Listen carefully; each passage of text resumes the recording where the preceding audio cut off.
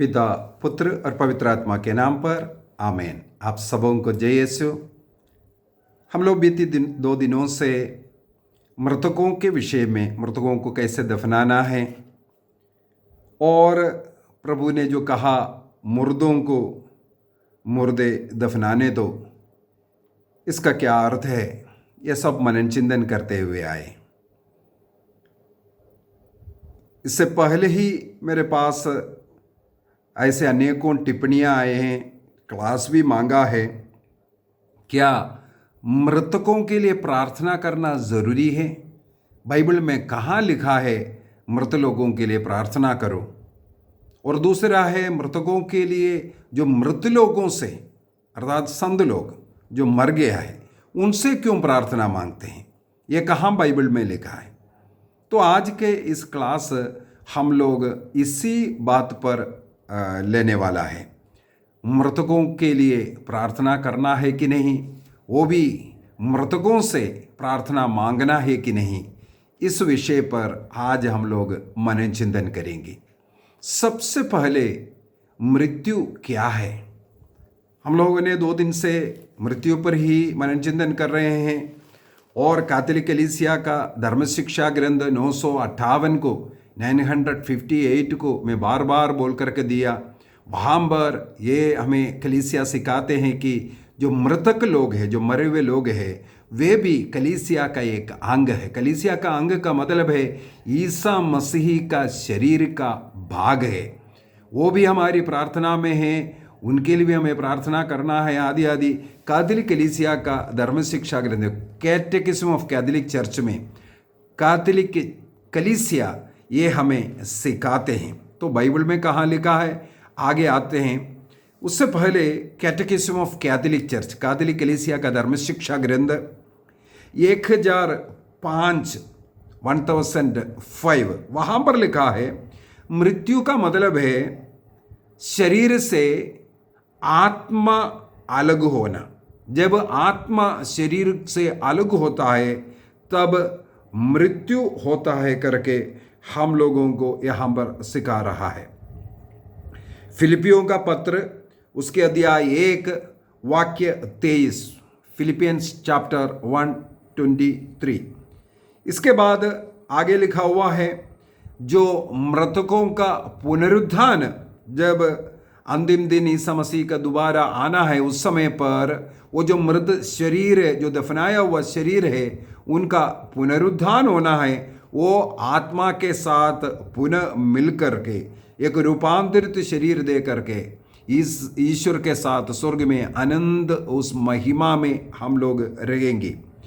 तो मृत्यु का क्या मतलब है? मैंने इससे पूर्व में एक क्लास लिया था, एक मनुष्य के विषय में। उनको एक शरीर है, उनको एक सोल है और एक आत्मा है करके, देही और आत्मा कहते हैं। Body, soul and spirit.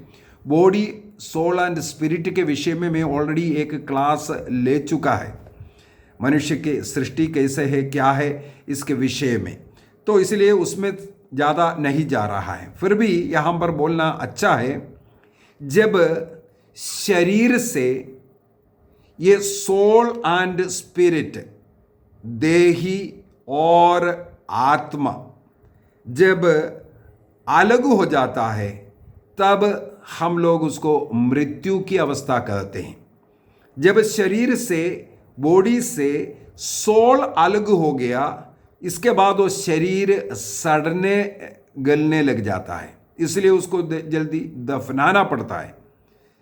तो जब तक शरीर में वो सोल है तब तक उस शरीर में सड़ता नहीं है, वो जीवित रहता है, हम लोग कहते हैं। यदि हम लोग उपदेश ग्रंथ उसके अध्याय 12 वाक्य 1 से लेकर के 7 तक मृत्यु के विषय में लिखा हुआ है, और वाक्य 7 में यही लिखा है जो मिट्टी से बना हुआ, इस मिट्टी का जो पुतला मिट्टी में मिलने से पहले और आत्मा वो जिधर से आया है उस ईश्वर के पास जाने से पहले प्रार्थना करना, ईश्वर को याद करो, इस प्रकार का वो वाक्य एक से अगर हम पढ़ करके जाएंगे उसके अंदर हम लोगों को मिलता है। अर्थात हमारे शरीर को मिट्टी से ईश्वर ने बनाया है, वो मिट्टी मृत्यु के समय पर मिट्टी में जाकर के मिलता है, और आत्मा ईश्वर ने अपने ईश्वर से स्वर्ग से भेजा है, हमें दिया है। इसलिए मृत्यु के समय पर ये आत्मा ईश्वर के पास जाता है। तो ये आत्मा और शरीर का जो अलग होना, इसको हम लोग मृत्यु कहते हैं। दो प्रकार का मृत्यु के विषय में बाइबल साक्ष्य देते हैं, बाइबल सिखाते हैं। एक है शारीरिक मृत्यु, जो अभी जो मैंने कहा, जो इस शरीर से वो आत्मा का अलग होना, इसको शारीरिक मृत्यु कहते हैं। इसके बाद तुरंत उस शरीर को दफनाना, मिट्टी में मिलाना पड़ता है, क्योंकि वो सड़ना शुरू हो जाएगा। इसके बाद दूसरा एक और मृत्यु है जिसका नाम है आत्मिक मृत्यु। आत्मिक मृत्यु का मतलब है हमारी आत्मा जो ईश्वर से जुड़कर रहना चाहिए, लेकिन पाप के कारण, विश्वास के कारण, अंधविश्वास के कारण हम लोग हमारी आत्मा को ईश्वर के उस संगति से जो अलग करना, इसको आत्मिक मृत्यु कहते हैं। आत्मिक मृत्यु में शरीर सड़ता नहीं है। जैसे हम लोग देखते हैं आदम और हेवा ने ईश्वर के नियम के विरुद्ध, इच्छा के विरुद्ध अपराध किया, उनका वहां पर आत्मिक मृत्यु हुआ। उनका शरीर तो उधर था, वो बात भी कर रहा था, उसको आत्मिक मृत्यु कहते हैं। इसका मतलब दो प्रकार का मृत्यु होता है, एक शारीरिक मृत्यु, एक आत्मिक मृत्यु। शारीरिक मृत्यु में शरीर सड़ने लगता है, आत्मा अलग होता है, जहां से आत्मा आया वहां लौटना है। और आत्मिक मृत्यु में शरीर में सोल है, इसी कारण वो शरीर सड़ने रहा है। ईश्वर के साथ जो आत्मिक जो संबंध था, जुड़ाव था, जो ईश्वर ने मनुष्य के साथ जो संबंध जोड़ा है, विशेषकर हम लोग क्रिश्चियन लोग बोलेंगे, हम लोग बपतिस्मा के द्वारा उस संबंध को जोड़ा है, लेकिन पाप के द्वारा हम लोग उससे काट रहा है, उसको आत्मिक मृत्यु कहते हैं। हम लोगों को ये देखना है इस शारीरिक जब मृत्यु हुआ या आत्मिक मृत्यु हुआ, उनका अवस्था क्या है। शारीरिक मृत्यु के बाद, जिसे मैंने कहा है, आत्मा को जाना चाहिए, ईश्वर के पास लौटना चाहिए जहां से आया। यदि हम लोग ईश्वर के साथ एक आत्मिक जीवन, आत्मिक संबंध ना जोड़कर रखने के कारण ये आत्मा ईश्वर के पास लौटना मुमकिन नहीं है। यदि आत्मा मारो पाप की अवस्था में है, ईश्वर को ही त्याग करके आत्मिक मृत्यु का जीवन जिया, वो मृत्यु के समय पर ही वो आत्मा नरक जाएगा। ये कैटेकिज्म हमें सिखाता है। और यदि वो नरक के योग्य नहीं है, लेकिन वो स्वर्ग में भी प्रवेश नहीं कर सकता, इस अवस्था में है, तो स्वर्ग राज्य के लिए उनकी शुद्धिकरण होता है। उस अवस्था को हम शुद्धिकरण की अवस्था, पर्गट्री की अवस्था कहते हैं। तो वहां पर शुद्धिकरण होकर वह स्वर्ग में जाना है वो आत्मा। तो अगला पॉइंट है, क्या हम मृतकों के लिए प्रार्थना करना है कि नहीं। हमारे कैटेकिज्म ऑफ कैथोलिक चर्च बहुत ही सुंदर है। मृत्यु के विषय में अनेकों जगहों पर लिखा हुआ है। कैटेकिज्म ऑफ कैथोलिक चर्च 988 से लेकर 1019 तक बहुत ही सुंदर तरीके से मृत्यु का अवस्था क्या है, मृत्यु, आत्मिक मृत्यु, शारीरिक मृत्यु, इसके विषय में बहुत ही सुंदर तरीके से लिखा हुआ है। कैटेकिज्म 1016 में 1016 वहां पर लिखा है, मृत्यु के द्वारा जब आत्मा शरीर से जब अलग होता है, लेकिन जो पुनरुत्थान के समय पर इस आत्मा को, जो मिट्टी में मिला हुआ जो शरीर है, उसको वापस मिलता है एक रूपांतरित शरीर के रूप में, उसको वापस उस आत्मा को मिल जाता है। इसके बाद ईश्वर के साथ उस अनंत जीवन का सौभाग्य में रहता है। ये ईसा मसीह के दोबारा आने के समय पर है। जो शरीर, जो रूपांतरित शरीर, जो आत्मा को मिलने का घटना जब ईसा मसीह का सेकंड कमिंग, जो दोबारा जब आते वक्त। लेकिन मृत्यु के समय पर उन्होंने किस प्रकार का जीवन जिया, उसके अनुसार उसकी आत्मा को जाना है। यदि आत्मिक जीवन जिया, ईश्वर से जुड़ करके एक आध्यात्मिक जीवन जिया था, तो उनको उस समय पर मृत्यु नहीं होता है। कैटेकिज्म 1008 वहां पर लिखा है मृत्यु पाप का परिणाम है।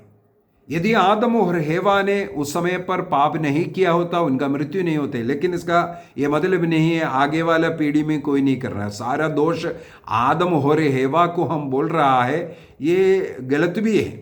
क्योंकि हम लोग बपतिस्मा के द्वारा आदम और हेवा की उस अवस्था में, उस पवित्रता में प्रवेश किया। इसके बाद हमें पाप नहीं करना चाहिए था, लेकिन फिर भी हम लोग जो पाप करता है वो मृत्यु लाता है। आदम और हेवा के जो पाप का परिणाम है मेरा मृत्यु, ये कहते रहना भी गलत है। क्योंकि ईसा मसीह के मृत्यु के द्वारा मुझे आनंद जीवन दिया, और बपतिस्मा के द्वारा मैं प्रभु के साथ जुड़ गया था उस आनंद जीवन के लिए। लेकिन इसके बाद मेरा जो कर्म है, उसके कारण मृत्यु मुझ में आता है। तो यदि पाप नहीं किया होता तो मृत्यु नहीं आता था। ईसा मसीह ने इसलिए कहा है योहन के सुसमाचार उसके अध्याय 11 वाक्य 25 एवं 26 में बहुत ही सुंदर तरीके से ईसा मसीह ने हमें सिखाया है। उसको थोड़ा सा पढ़ना अच्छा है। जॉन चैप्टर 11 वर्स 25 एंड 26 वहां पर लिखा, ईसा ने कहा, पुनरुत्थान और जीवन में हूं। जो मुझ में विश्वास करता है वह मरने पर भी जीवित रहता है। वाक्य 26, और जो मुझ में विश्वास करते हुए जीता है वह कभी नहीं मरेगा। Praise the Lord. आगे इस वचन को और हम लोगों को मनन चिंतन करना है। यहाँ पर हम लोगों को इतना ये विश्वास करने की ज़रूरत है, मृत्यु का मतलब हमारे आत्मा इस शरीर से अलग हो गया। हमारे इस संसार में रहते वक्त जो कर्म हुआ, उस कर्म के अनुसार उस समय पर हमें फल मिल रहा है। हमें ये नहीं सोचना है ईसा मसीह का सेकंड कमिंग के समय पर, दोबारा जो आने के समय पर हमें उसका फल मिलेगा। हमारे मृत्यु के समय ही, क्योंकि कई पाषंडी लोगों ने इसके विरुद्ध सिखाते हैं, कई पाषंडताएं इसके पीछे हैं। इसके विषय में भी थोड़ा सा मैं बता कर देता हूं, क्योंकि इतना अधिक पाषंडताएं फैला कर रखा है। जो बाइबल सिखा रहा है उसके भी खिलाफ सिखाने वाले बाइबल पंडित लोग हैं। कई लोग बोलता है जो मृतकों का आत्मा इस संसार में भटकते रहता है, भटकती आत्मा के विषय में। ये अन्य धर्म में अनेकों ऐसा विश्वास रहता है, लेकिन क्रिश्चियन विश्वास में भटकती हुई आत्मा के विषय में बाइबल नहीं कहते हैं। वो शैतान के विषय में बोला है। किसी भी मनुष्य मृत्यु के बाद शैतान नहीं बनता है। एक बार और बोल करके देता हूं, कोई भी मनुष्य चाहे कितना भी पाप अपराध में मर गया हो, वो मनुष्य कभी शैतान नहीं बनता है। मनुष्य शैतान नहीं बनता है। मनुष्य की आत्मा जरूर नरक जाएगा, लेकिन शैतान नहीं बनता है। इसलिए आत्मा भटकती है, भटकती हुई आत्मा, ये सब बोलना गलत है। ये आत्मा आकर के, फलाना का आत्मा आकर के फलाने में बैठ गया, ये भी बोलना क्रिस्तीय विश्वास का खिलाफ है। लेकिन अनेकों लोग इसका प्रचार प्रसार कर करके अपना जीविका कमा रहा है। दूसरी बात है, जैसे हम लोगों ने मननचिंतन किया, मृत्यु के समय पर मनुष्य की आत्मा सीधा स्वर्ग में जाना चाहिए, नरक में जाना चाहिए, या शोधकाग्नि जो मनुष्य का जो शुद्धिकरण कर करके स्वर्ग में जाने का जो जगह है, ये 3 अवस्था में होगा। अर्थात कोई भी मनुष्य मृत्यु के साथ ना स्वर्गदूत बनता है ना नरकदूत बनता है। स्वर्गदूतों के जैसे बनता है ये लिखा है, ये नहीं लिखा है बाइबल में स्वर्गदूत बनता है करके। मृत्यु के बाद हम कैसे दिखना चाहिए? स्वर्गदूतों जैसे बनता है। और स्वर्गदूतों जैसे हम लोगों को ईसा मसीह के सेकंड कमिंग में एक बॉडी मिलने वाला है, रूपांतरित शरीर मिलने वाला है, तो स्वर्गदूतों के समान दिखेगा, स्वर्गदूत नहीं है, हम लोग मनुष्य ही रहेगा। तो कैटेकिज्म यही हमें सिखाता है, स्वर्ग में या नरक में या शोधकाग्नि में हम लोग जाते हैं। ये यहाँ वहाँ भटकता हुआ आत्मा नहीं है। कई लोग बोलते हैं ईसा मसीह के सेकंड कमिंग तक वो आत्मा जहाँ बॉडी गार्ड कर रखा है वहाँ पर रहता है, कब्र में रहता है, कब्र से निकल करके आएगा। ये पता नहीं क्या क्या है, कई प्रकार का ऐसा जो बातें लोग सिखाते हैं। यदि हम लोग लूकस रचित सुसमाचार को पढ़ेंगे, वहाँ पर अध्याय 16 के अंदर हम लोगों को धनी और लाजरस के दृष्टांत ईसा मसीह ने कहा है, ये किसी और ने नहीं कहा। ईसा मसीह ने स्वयं एक दृष्टांत के द्वारा हमें ये सिखाया है मृत्यु के बाद क्या होता है। लाजर मर गया और उनकी आत्मा सीधा अब्राहम के गोदी में जाते हैं। आदिम काल से एक विश्वास है, इसको अब्राहम का गोदी ये कहते हैं। अब्राहम, इसहाक, याकूब हमारे पूर्व पिताओं के गोदी में हमें भी बिठाना, इस प्रकार का जो प्रार्थना है, ये सब ईसा मसीह के इस कहानी से है ना, सीट ऑफ अब्राहम, अब्राहम के साथ बिठाना, ये जो कहावत, ये सब वहाँ पर आया है। क्योंकि लूकस के सुसमाचार अध्याय 16 वाक्य 22 के अंदर ईसा मसीह ने इस प्रकार का एक वचन का इस्तेमाल किया। हम लोग देखते हैं लाजर मर गया, वो ऐसा आत्मामारू पाप ना करने के कारण उनकी आत्मा सीधा अब्राहम के गोद में हम लोग पाते हैं। लेकिन वो धनी मनुष्य, उनके मृत्यु के बाद वो सीधा नरक में जाते हैं। यहां पर ईसा मसीह ये बता करके दिया है, इसका मतलब मरने के बाद उस कब्र के अंदर जहां गाड़ा हुआ है वहां पर नहीं, बल्कि जो उपदेशक ग्रंथ अध्याय 12:7 के अंदर हम लोगों ने जैसे पढ़ा है, शरीर मिट्टी में मिल जाता है और आत्मा जहां से आया वहां ईश्वर के पास जाने के विषय में।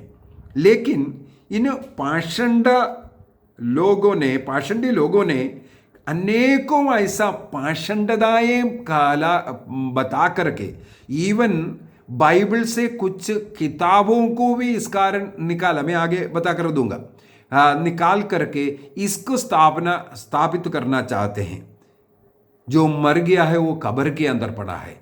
कोई कहता है वे लोग निद्रा की अवस्था में रहता है, वो बात नहीं कर सकता और प्रार्थना नहीं कर सकता, क्योंकि बाइबल के कुछ वचनों को गलत इंटरप्रेट करते हुए, मतलब बताते हुए, सिखाते हुए वे लोग सिखाते हैं। उदाहरण के लिए पाखंडियों का कई उदाहरण है। लेक्तांदियुस बोल करके एक पाखंडता है, तासियुस नाम का एक पाषंडता है। इन लोगों का ये लेक्तांदियुस या तासियुस, इन पाषंडताओं में ये कहता है, मृत्यु के बाद जब तक अंतिम न्याय नहीं होगा तब तक वह खबर में रहता है। केवल एक अंतिम न्याय है, अर्थात मरने के समय पर ये जो उपदेश ग्रंथ 12:7 में पढ़ा है, ईश्वर के पास आत्मा नहीं जाता, वो कब्र में रहता है बोलता है ना। मृत्यु के समय पर कोई न्याय नहीं होता है, अंतिम न्याय नहीं होता है, ईसा मसीह के दोबारा आने में होता है बोल करके ये लेक्तांदियुस और तासियुस पाषंडताएं। इसको बाद हिप्नोसाइकिज्म पाषंडता है एक, उसमें ये है अंतिम न्याय तक आत्मा निद्रा में रहता है। इसको इसलिए बोलते हैं हिप्नोसाइकिज्म। वो निद्रा में रहता है, वो हिलता है नहीं, चलता है नहीं, वो खबर में रहता है, उनको कोई दिमाग नहीं, कुछ नहीं, वो कुछ नहीं कर सकता। इस प्रकार का एक पाषंडता सिखाते हैं। इसके बाद एक नोटोसाइकिज्म भी है, पाषंडता भी है। उसके अंदर कहते हैं आत्मा मृत्यु के बाद भटकते रहता है, यहाँ वहाँ भटकते रहता है, और किसी किसी मनुष्य में भी वो प्रवेश कर उसे भी तंग कर सकता है। इसके बाद हम लोगों को मालूम है अनेकों इस प्रकार का पाषंडता है, नेस्टोरियन के द्वारा हो या अनाबाप्टिस्ट पाषंडता हो या सोशिनियन पाषंडता हो, लूथरन पाषंडता है। लूथरन पाषंडता के अनुसार जो है जो नेटोसाइकिज्म जैसे आत्मा नहीं, उनका है हिप्नोसाइकिज्म, वो निद्रा में पड़े रहेगा, उसमें कोई ज्ञान नहीं, प्रार्थना नहीं कर सकता, कुछ नहीं कर सकता, वो निद्रा की अवस्था में अंतिम न्याय तक, अर्थात ईसा मसीह का दोबारा आने तक, ये नेस्टोरियन लूथरन सिखाता है। लेकिन उसको खंडन करते हुए लूथरन का ये सिखाने का ये जो तरीका है, ये खंडन करते हुए कैल्विन आया।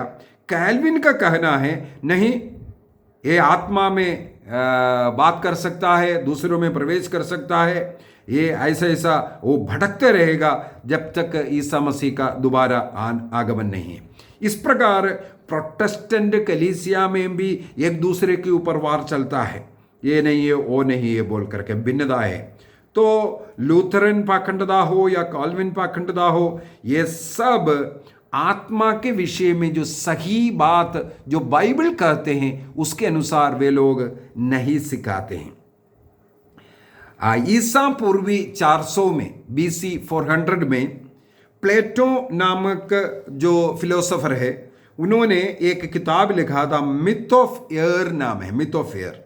उस किताब के अंदर मृत्यु के समय जो पापियों के जो आत्मा है वो खबर में पाताल लोक में रहता है करके उनके उस किताब में लिखा, और बीच बीच में वो पाताल से निकल करके लोगों के बीच में भी आता है, लोगों को सताता है, लोगों में निवास करने के लिए भी कोशिश करता है, आदि आदि। ये विश्वास हिंदू मुस्लिम लोग भी विश्वास करते हैं। इसके अनुसार अनेकों क्रिस्तीय लोग भी इसका प्रचार करता है। कहीं ना कहीं गलत सीख सुनते हैं और उसका प्रचार करने वाले कई क्रिश्चियन लोग हैं। विशेषकर कई पिक्चरों में, फिल्मों में ऐसे ऐसे भटकती हुई आत्मा की कहानियां दिखाते हैं। वो जो एकांत स्थल में भटकने वाले आत्मा, किसी वृक्ष में रहने वाली आत्मा, ऐसे ऐसे घर जो कोई रहता नहीं, ऐसे घर में रहने वाली आत्मा, ऐसे ऐसे आत्मा के विषय में जो पिक्चर बनाया, फिल्म बनाया, उसमें अनेकों लोग विश्वास करते हुए उसके अनुरूप किसी वृक्ष, सुनसान घर, इस पर आत्मा इनमें रहता है, ये विश्वास करने वाले लोग भी हैं। ये सब पाषंडताएं हैं जो कलीसिया, जो कैथोलिक की कलीसिया जो सिखाता है और बाइबल जो सिखाती है उसके खिलाफ है। बाइबल साफ साफ सिखाते हैं मृत्यु के बाद तुरंत एक न्याय होता है, अपने कर्मों के अनुसार फल। वो मृत्यु के बाद ईश्वर के पास भी हमारा आत्मा जा सकता है, शुद्धिकरण के लिए भी जा सकता है, शुद्धिकरण के बाद ईश्वर के पास, या स्वर्ग राज्य के लायक जीवन नहीं जिया था उनकी आत्मा नरक में जाएगा। तो लाजर की कहानी में हम लोग ये देखा है, धनी मनुष्य उसी समय पर नरक पहुंचा था। वहां नरक से वो अब्राहम से विनती करते हैं, मुझे बचाओ, एक बूंद पानी तो कम से कम दे दो। तड़प रहा है। कैथोलिक कलीसिया ऐसे मृत विश्वासियों के लिए, जो नरक में वो है मृत विश्वासी, ऐसे लोगों के आत्मा के लिए प्रार्थना करने के लिए नहीं कहते। एक बार और बोलता हूं, जिनकी आत्मा नरक में पड़ा है, नरक में पड़े हुए आत्मा को बचाने के लिए कलीसिया नहीं सिखाते हैं। कलीसिया किसके लिए प्रार्थना करते हैं? हमारे मृतक लोग जो यदि स्वर्ग में है, प्रार्थना जरूर करेगा उनको आत्मा की शांति के लिए, नहीं तो यदि उनका शुद्धिकरण की प्रक्रिया में है, हमारी प्रार्थना उनका शुद्धिकरण में मदद करे। इसलिए ऐसे शुद्धिकरण करने वाले अवस्था में जो पड़ा है आत्मा है, उनके लिए कैथोलिक कलीसिया प्रार्थना करते हैं, उनकी आत्मा शांति के लिए कलीसिया प्रार्थना करते हैं। अभी सवाल है, ये बाइबल में कहाँ लिखा है? क्यों आप लोग प्रार्थना करते हैं? इसको भी थोड़ा सा हम लोगों को देखने की जरूरत है। एक तो बात हम लोगों ने देखा, ईसा मसीह ने स्वयं कहा, जो धनी मनुष्य नरक से चिल्ला रहा है, इसी प्रकार शोधकाग्नि की आत्मा भी हम लोगों से प्रतिदिन मांग रहा है, प्रार्थना, मेरी आत्मा के लिए प्रार्थना करो, मेरी आत्मा के लिए प्रार्थना करो। यहाँ का वो जो तड़प है, जो आग है, जो शुद्धिकरण प्रक्रिया है, वो असहनीय है। यहाँ से मुझे जल्दी बचाओ। हमारी प्रार्थना, हमारी मिस्सा बलिदान, यूक्रिस्तीय बलिदान, वो उनको वहाँ से बचाने में सामर्थ्य देता है।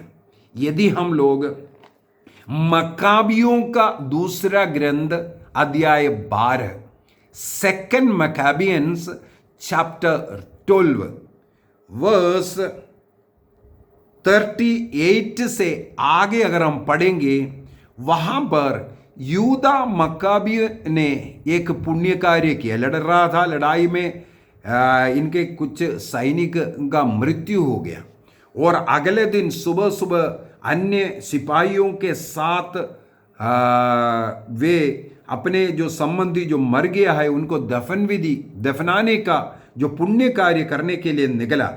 जब उनके बॉडी इकट्ठा कर रहे थे, जहां जहां लड़ाई में मरा पड़ा है, उस शरीर को जब इकट्ठा कर रहे थे, उन्होंने ये देखा उनके शरीर में देव मूर्तियों का ताबीज पहना हुआ था। उनके जितने भी मरे हुए लोग हैं, उनके शरीर में देव मूर्तियों का ताबीज पहना हुआ पाया। तो मकाबियों ने कहा, ये पाप के कारण, इनके अपराध के कारण इस लड़ाई में इनका मृत्यु हुआ। और उन्होंने क्या किया? वाक्य 42 से थोड़ा सा पढ़ते हैं। इसके बाद उन्होंने प्रार्थना की और यह लोगों से निवेदन किया कि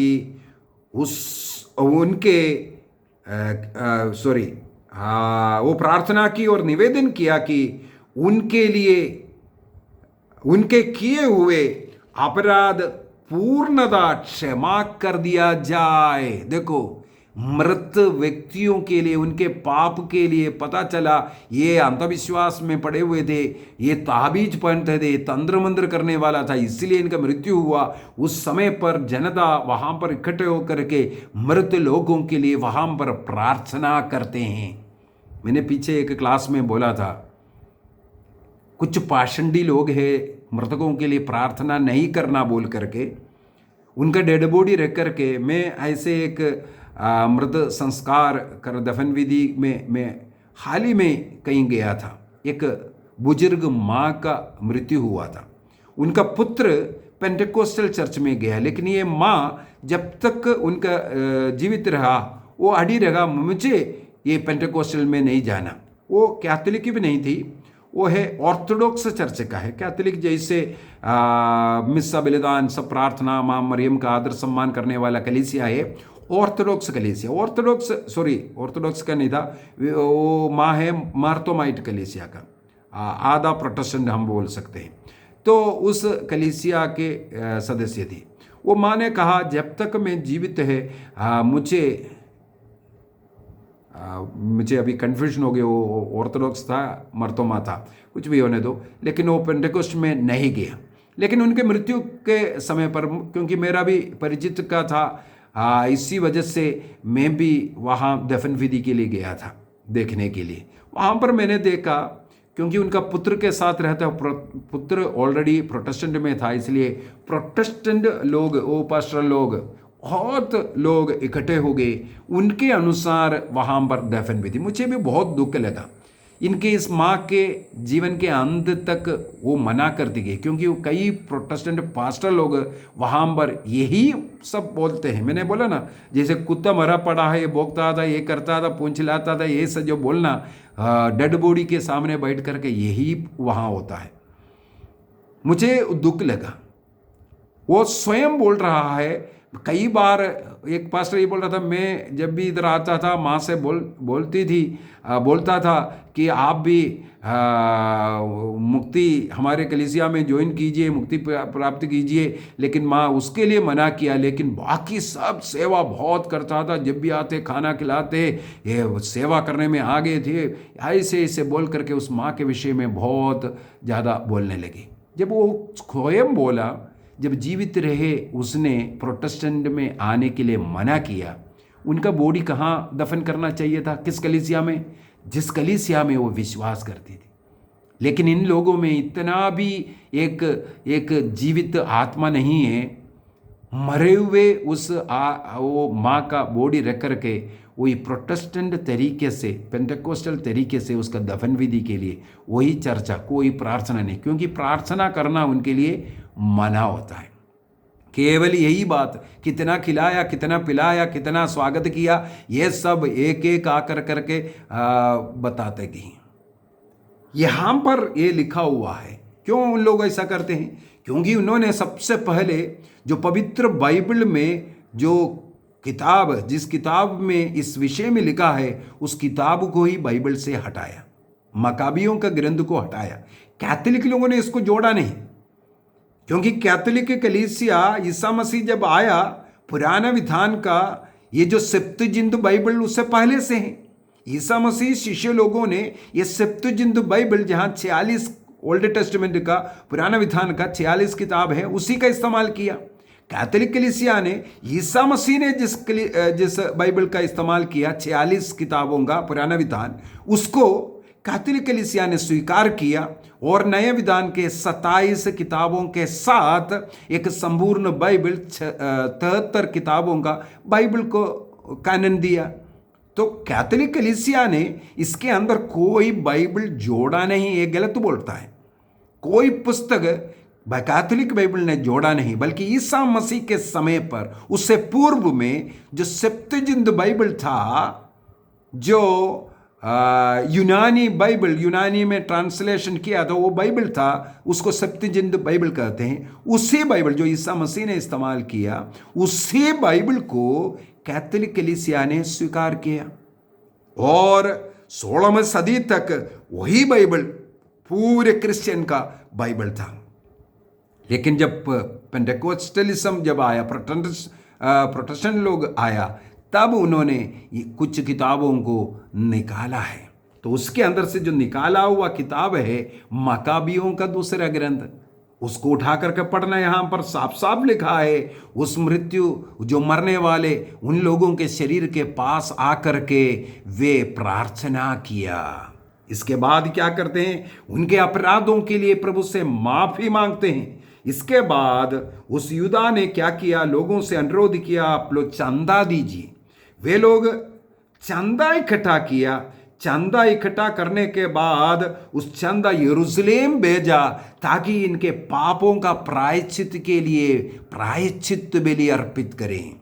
इन्होंने जो गुनाह अपने जीवन में किया, ये मरने वाले लोगों के लिए चंदा इकट्ठा कर वो पैसा यरूशलेम मंदिर भेजता है, प्रायश्चित बलि इनके लिए अर्पित करो। क्यों ऐसा किया है? वाक्य 44 से पढ़ते हैं। वहां पर लिखा हुआ है, यदि उसे मृत सैनिकों के पुनरुत्थान की आशा नहीं होती तो मृतकों के लिए प्रार्थना करना मूर्खतापूर्ण तथा निरर्थक होता, क्योंकि मृतकों के जो पुनरुत्थान में विश्वास करते हुए उन्होंने उनके लिए प्रार्थना किया और उनके लिए बलि अर्पित किया। इसके बाद उसका उद्देश्य पवित्र तथा पुनीत था, क्योंकि वह जानता था कि प्रभु भक्ति में मरने वालों के लिए एक अपूर्व पुरस्कार सुरक्षित है। इसके बाद 46 आखिरी वाक्य, इसलिए उसने प्रायश्चित के बलिदान का प्रबंध किया जिससे मृतक अपने पाप से मुक्त हो जाए।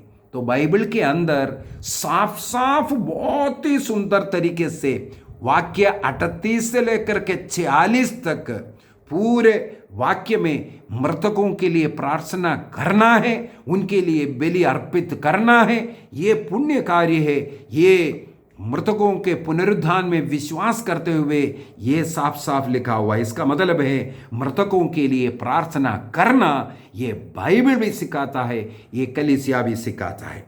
अगला एक सवाल, समय की कमी पड़ रहा है, अगला एक सवाल था, मृतकों से क्यों प्रार्थना करता है?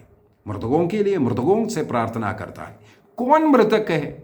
मैंने पहले बता दिया है कौन मृतक लोग हैं। ईसा मसीह ने क्या कहा? और कैटेकिज्म 1010 याद कर दो, कैटेकिज्म 10:10 और 10:11, वहां पर बहुत सुंदर तरीके से ये लिखा हुआ है, जो लोग क्रिस्त में जो मर गया है वो जीवित है, क्रिस्त में जीवित है। सबसे पहले बपतिस्मा के द्वारा संस्कार को ग्रहण करते हुए हम लोग ईसा मसीह के मृत्यु में शामिल होता है। वो हमारा एक पहला मृत्यु है। पाप के लिए हम मर रहा है। इसके बाद पाप का हमारे ऊपर कोई अधिकार नहीं, इसके बाद हमें पाप नहीं करना चाहिए, सीधी सी बात, सबसे पहला। इसके बाद ईसा मसीह के साथ जो जुड़ कर के रहता है, हम लोगों ने पढ़ा अभी यूहन्ना के सुसमाचार अध्याय 11 वाक्य 25 एवं 26, John chapter 11 25 and 26। Isa Masih ने कहा जो मसीह के साथ जुड़ करके जो जीता है वो कभी नहीं मरता है। इसलिए कैथोलिक कलीसिया कहते हैं मृत लोग भी ईसा मसीह का शरीर का अंग है, वो अलग नहीं है, वो खत्म नहीं हुआ है। इसलिए मृतक लोगों का अंतिम संस्कार आदर सम्मान के साथ करना है और उनके लिए रोज प्रार्थना करने के लिए, क्योंकि यदि हम अपने प्रियजनों के लिए, अपने माता पिता के लिए, अपने बच्चों के लिए, पड़ोसियों के लिए, अन्य लोगों के लिए यदि हम प्रार्थना करते हैं, उनके साथ साथ हमें मृतक लोगों के लिए भी प्रार्थना करना है, क्योंकि वह भी कलीसिया का, मसीह का शरीर का अंग है। ये ईसा मसीह ने स्वयं कहा है। इसके बाद हम लोग देखते हैं मत्ती के सुसमाचार अध्याय 17 वाक्य 1 से आगे हम पढ़ेंगे। ईसा मसीह का रूपांतरण हुआ। पेतरुस, याकूब और यूहन्ना के सामने ईसा मसीह का रूपांतरण हुआ। रूपांतरण प्रार्थना कर रहा था, उनका मुखमंडल तेजोमय हो गया, वस्त्र उज्ज्वल हो गए, उनका रूपांतरण हुआ। मूसा और एली उनसे प्रार्थना बातचीत करता हुआ हम पाते हैं। मूसा और एली ईसा मसीह के समय पर कहां था? उन लोग तो कितना पहले मर चुका है। वे ईसा मसीह के साथ बातचीत करता हुआ साक्ष्य बाइबल दे रहा है। इसका मतलब है मरे हुए लोग जो ईश्वर में मरे हैं, ईश्वर के विश्वास में मरे हैं, ईश्वर की सेवा करते हुए मरे हैं, वो मरा नहीं है, वो जीवित है। गेत्सेमनी में ईसा मसीह एक प्रार्थना करते हैं। दुख पीड़ा था, उस दुख पीड़ा के समय पर, हे प्रभु पिता तुम्हारे लिए सब कुछ संभव है, यदि हो सके तो ये प्याला मुझसे हटा लो बोल करके। यदि हम लोग लूकस के सुसमाचार अध्याय 22 उसके अंदर ईसा मसीह के प्रार्थना, इसके बाद अध्याय 22 वाक्य 43 22-43 वहां पर लिखा हुआ है, ईश्वर ने, पिता ने एक स्वर्गदूत को भेजकर मसीह को ढारस बंधाया।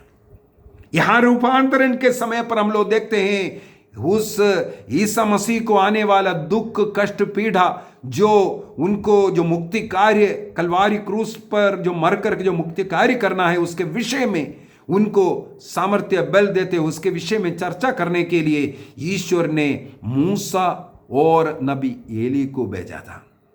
उनको देखा, इसका मतलब ये हो गया हमारे लिए शक्ति प्रदान करने के लिए, मदद करने के लिए, प्रार्थना करने के लिए किसी की जरूरत है। यदि ईसा मसीह के जीवन में ईश्वर ने ऐसा कार्य किया है, हम भी ऐसे लोगों से प्रार्थना मांग सकते हैं। यदि हम लोग कैटेकिज्म ऑफ कैथोलिक चर्च 993 कैथोलिक कलीसिया का धर्म शिक्षा ग्रंथ 993 पढ़ेंगे, वहां पर ईसा मसीह में जो मर गया है उनकी अवस्था के विषय में लिखा हुआ है। मत्ती के सुसमाचार उसके अध्याय 22 वाक्य 31 और 32 के अंदर लिखा हुआ है, मैं अब्राहम, इसहाक और याकूब का ईश्वर हूं, वह मृतकों का ईश्वर नहीं बल्कि जीवितों का ईश्वर है। इसका अर्थ समझ लो। हमें मालूम है पुनरुत्थान के विषय में सद्दूकी लोग विश्वास नहीं करते, लेकिन फरीसी लोग विश्वास करते हैं। मृत्यु के बाद क्या होता है उनको सही धारणा नहीं था, इसलिए ईसा मसीह ने उनसे कहा, वाक्य 29 के अंदर उसी अध्याय का 22 मत्ती 22:29 में हम लोग बोलते हैं, तुम लोगों को धर्म ग्रंथ नहीं मालूम, ईश्वर के शक्ति पर विश्वास नहीं है, इसलिए तुम लोग भ्रम में पड़े हुए। कई ऐसे पाषंडी लोग भ्रम में पड़ करके लोगों में भ्रमित करने का कार्य कर रहा है। कलीसिया जो सिखाता है उसके खिलाफ सिखा करके मृतकों के विषय में भटकाने वाले बात, बाइबल के खिलाफ, क्रिस्तीय धर्म जो सिखाता है उसके खिलाफ सिखाने वाले कई पाषंडी क्रिस्तीय लोग हैं। उनको ये वचन पढ़ना चाहिए, मत्ती के सुसमाचार अध्याय 22 वाक्य 31 और 32, और उसका बहुत ही सुंदर तरीके से कैटेकिज्म के अंदर हमें समझा करके भी देता है। तो आज क्लास यहाँ बंद कर रहा हूँ। हमें इसका मतलब है मृतकों के लिए प्रार्थना करना है, और हम जो मृतक लोग जो शारीरिक रूप से मरा है लेकिन आत्मा ईश्वर के पास है, जिन्हें हम लोग संत कहते हैं, उनको तकलीफ हुई है, माता मरियम का नाम सुनते ही उनको जैसे पागल कुत्ता काटा है उसी प्रकार दौड़ना शुरू होता है। संतों से प्रार्थना करना उनके लिए पता नहीं पागल हो जाता है, ये सब देख करके वो सहन नहीं कर सकता। बाइबल के अनुसार कलीसिया सिखाते हैं वे लोग मरा नहीं है, वो भी हमारे साथ है, जो प्रभु में विश्वास करते हुए प्रभु में जिनका मृत्यु हुआ है, उन लोगों से हम लोग प्रार्थना करते हैं कि हमारे लिए और हमारे परिवार से मृत लोगों के लिए आप ईश्वर से प्रार्थना करो। एक बहन ने पिछले क्लास में एक टिप्पणी लिखा हुआ था, यदि मरियम प्रार्थना करेगा तो तुम लोग क्या करोगे। ना समझ लोगों को क्या क्या उत्तर दें, बहुत उत्तर पिछले क्लासों में हो चुका है। मरियम प्रार्थना करते हैं तो हम भी प्रार्थना करते हैं मरियम के साथ मिलकर के। यीशु की मम्मी मेरी मम्मी है, इसलिए वो मम्मी के साथ मिलकर, जैसे हम लोग पारिवारिक प्रार्थना में हमारे परिवार मिलकर के हम प्रार्थना करते हैं, उसी प्रकार संतों के संगति में, माँ मरियम की संगति में बैठ करके उनकी भी मध्यस्थता प्रार्थना, उनका भी प्रार्थना की ज़रूरत है हमें, इसलिए उनसे प्रार्थना हम लोग मांगते हैं। हम लोग भी, कैथोलिक लोग भी ईसा मसीह के नाम पर प्रार्थना करते हैं। ईसा मसीह के नाम से हम लोग भी प्रार्थना करते हैं, ईश्वर से ही प्रार्थना करता है। ये गलत सिखाना छोड़ दीजिए, हम मरियम से प्रार्थना करते हैं, नहीं। कैथोलिक लोग ईसा मसीह के हर एक प्रार्थना इसी में खत्म होता है, प्रभु ईसा मसीह के नाम पर आमेन कर करके। कहीं भी माता मरियम के नाम पर आमेन बोल करके या किसी संत के नाम पर आमेन करके नहीं, बल्कि संतों से, मां मरियम से ये आग्रह करती है, हमारे लिए विनती कर। जैसे अनेकों लोग मुझसे आग्रह करता है, प्रार्थना कीजिए ब्रदर, इसके लिए प्रार्थना कीजिए। कई आपको हमारे YouTube के अंदर उस प्रकार के एग्जाम्पल मिलेगा। उससे अधिक मेरा व्हाट्सएप नंबर में इतना लोग मैसेज डालते हैं, प्रार्थना फ़ोन करते हैं। रोज़ प्रार्थना करता हूँ, उनको उस प्रार्थना में कुछ विश्वास है, इसी कारण उनको कुछ मदद मिल रहा है। यदि मुझ जैसे पापी का प्रार्थना ईश्वर सुन रहा है, उनको फल मिल रहा है, मैं बोलूँगा मुझसे मत प्रार्थना मांगिए, इन संतों से प्रार्थना मांगिए, माँ मरियम से प्रार्थना मांगिए, क्योंकि वह जीवित है। आइए हम अपनी आंखों को बंद करें, निर्णय कीजिए। कलीसिया जो सिखाता है उससे भटकेंगे नहीं। बाइबल सिखाता है ईसा मसीह में जो लोग मर गया है वो मरा नहीं, जीवित है। ईसा मसीह में विश्वास करते हुए जो जीते हैं वो कभी मरते नहीं, और मसीह के लिए जी करके जो मर गया है वो हमेशा जीवित रहता है। उनकी मध्यस्थता हमें मांगना है, क्योंकि वह अच्छा जीवन जी करके हमारे लिए उदाहरण दिया है। उनकी प्रार्थना, धर्मियों की प्रार्थना मेघों को चीरकर स्वर्ग तक पहुंचता है। यही बाइबल सिखाता है, यही वचन सिखाता है। धर्मियों की प्रार्थना, विनोदों की प्रार्थना मेघों को चीरता है। तो हमारे लिए माँ मरियम और अन्य संत प्रार्थना करेंगे। हर रोज हमारे मृत विश्वासियों के लिए, हमारे परिवार से जितने भी लोग शारीरिक रूप से मरे हैं उनके लिए प्रार्थना करना है। जो लोग आत्मिक रूप से मर गया, नरक के युग है, हम लोग मालूम नहीं ईश्वर के नज़र में क्या है, इसलिए हम लोग सब मृत लोगों के लिए प्रार्थना करते हैं। हम कौन होता है? यदि एक डाकू, हत्या करने वाला वो व्यक्ति मरते मरते क्रूस पर स्वर्ग राज्य के योग्य बन गया है, हम किसी का न्याय कैसे कर सकता है? इसलिए हमारा कर्तव्य, चाहे हमारे परिजन कितना भी बड़ा पाप क्यों ना किया हो, घोर पाप क्यों ना किया हो, हत्या किया हो, व्यभिचार किया हो, कुछ भी किया हो, उनके लिए रो रो करके प्रार्थना करें, मिस्सा बलिदान अर्पित करें। न्याय देने वाला ईश्वर है, मैं और आप नहीं। हम केवल उनके लिए प्रार्थना करना एक पुण्य कार्य है, इसको कभी नहीं छोड़ना। पाषंडता फैलाने वालों का वचन मत सुनिए, उनके लिए भी प्रार्थना कीजिए, उन्हें भी सद्बुद्धि मिले।